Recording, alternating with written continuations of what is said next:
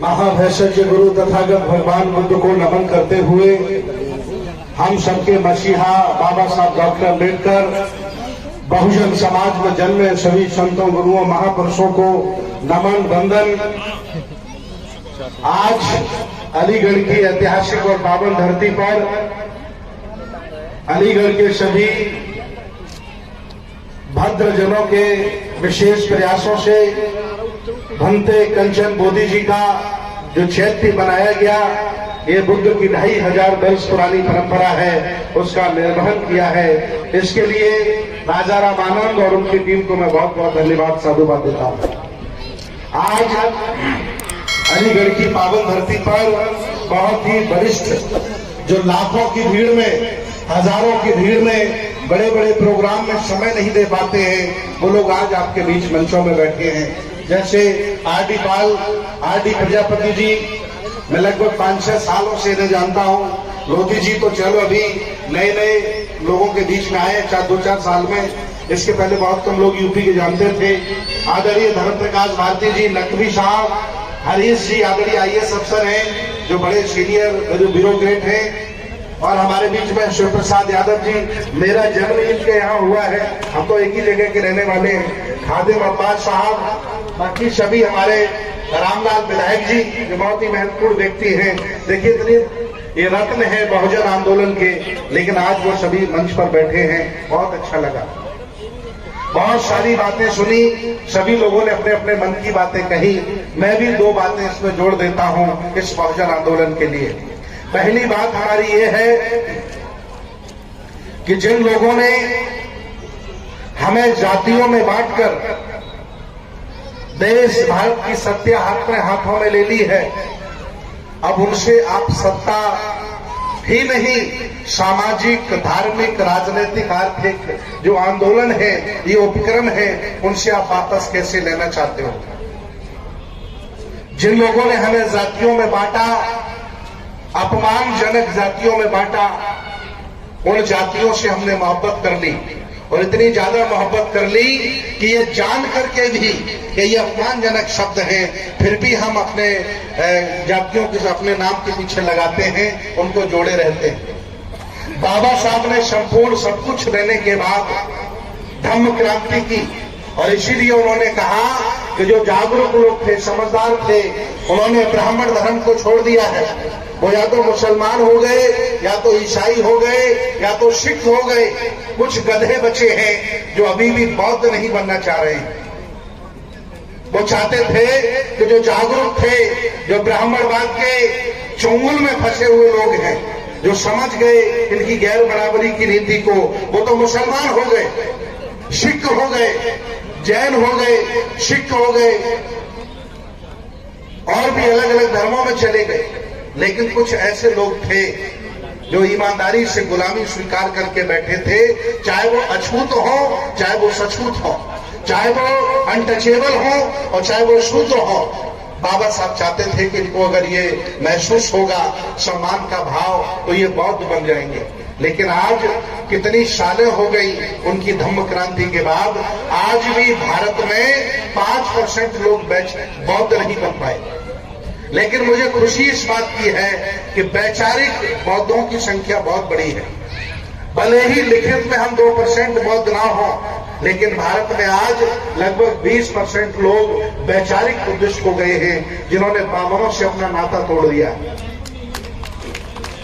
उन लोगों को इकट्ठा करने की जरूरत है और एक सही दिशा देने की जरूरत है।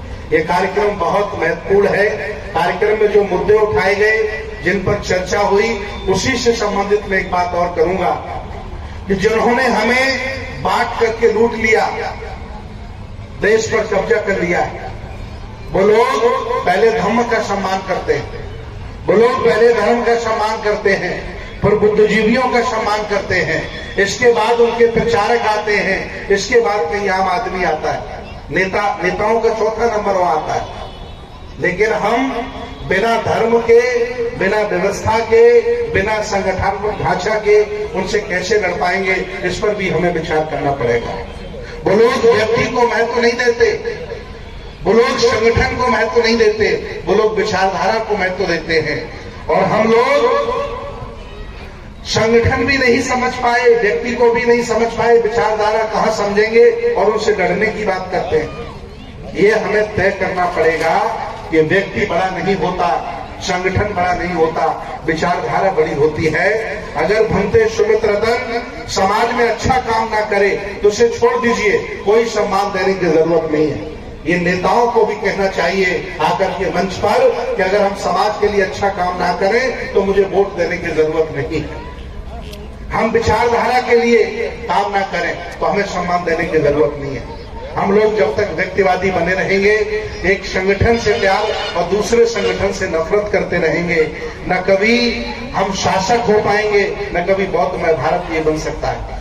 इसलिए मैं चाहता हूं इस दिशा में भी आप लोग विचार करें। और दूसरी सबसे बड़ी बात है, माननीय कांसीराम साहब ने आज जो कार्यक्रम मंच आप देख रहे हैं ना, ये उन्हीं की परिकल्पना कि सभी लोग हों और सबको साथ लिया जाए और सबके साथ मिलकर सुख दुख से आगे बढ़ा जाए, उसकी ये परिकल्पना है। राजा राम आनंद जी के मन में, आदरणीय धनगर जी के मन में ये थी, उन्होंने करके दिखाया और हम तो मुखर होकर के लग गए, क्योंकि हम जान गए हैं कि दोस्त और दुश्मन हमारा कौन है।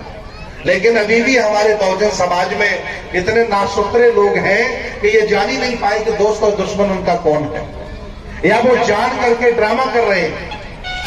भाई भंते सुमित रतन जान गए हैं कि इस भारत में दोस्त हमारा कौन है और दुश्मन हमारा कौन है, और मैं अपनी लाइन खींच करके काम भी कर रहा हूं। लेकिन हमारे ही लोग जिन्हें बाबा साहब के संविधान की वजह से रोटी कपड़ा मकान इज्जत सम्मान शौहरत मिली है, वो लोग ये तय नहीं कर पाए हैं कि उनका दोस्त कौन और दुश्मन कौन है। ये उन्हें तय करना पड़ेगा और अपने लिए ही नहीं, आने वाली पीढ़ी के लगना पड़ेगा। 2025 में आरएसएस को 100 साल पूरे हो रहे हैं। उनका पूरा मंसूबा है कि देश को हिंदू राष्ट्र कर दिया जाए और भारत के संविधान को बदल दिया जाए, और नया जो संसद भवन बना रहे हैं उसका श्यामा प्रसाद मुखर्जी नाम रख दिया जाए। उन्होंने पूरी प्लानिंग बना ली है।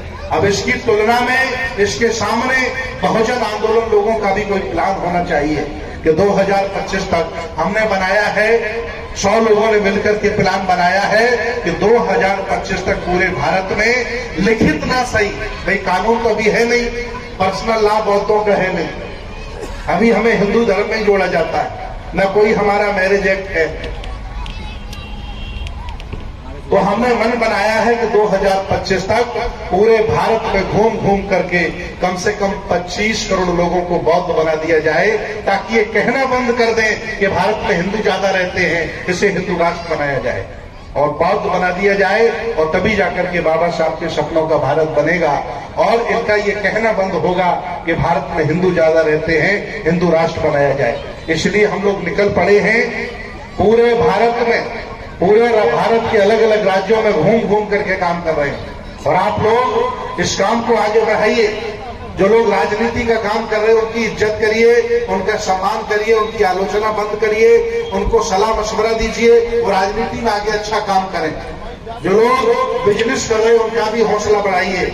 जो लोग और तरह के कार्य कर रहे हैं समाज में सबकी इज्जत करिए, लेकिन जो धार्मिक कार्य कर रहा है, बुद्ध के आंदोलन को आगे बढ़ा रहा है, उनका भी साथ दीजिए। मैं आपसे साथ मांगने आया हूं, और अलीगढ़ के लोग भगवान बुद्ध के धम्म में बाबा साहब के आंदोलन में बढ़ चढ़ करके हिस्सा लेते हैं। मैं पिछले 15 सालों से जानता हूं, इसलिए मैं चाहता हूं कि अब हम समझ गए होंगे कि दोस्त दुश्मन हमारा कौन है। अब हमें काम करना है और मिलजुल करके लड़ना है। चाहे मध्य प्रदेश हो, चाहे उत्तर प्रदेश हो, वहां भी हक वंचित रहते हैं, असहाय कमजोर रहते हैं। उत्तर प्रदेश में भी हक वंचित रहते हैं, कमेरा रहते हैं। सबको साथ जोड़ करके आगे बढ़ना होगा, तभी हम आने वाली पीढ़ियों को सुरक्षित बचा पाएंगे।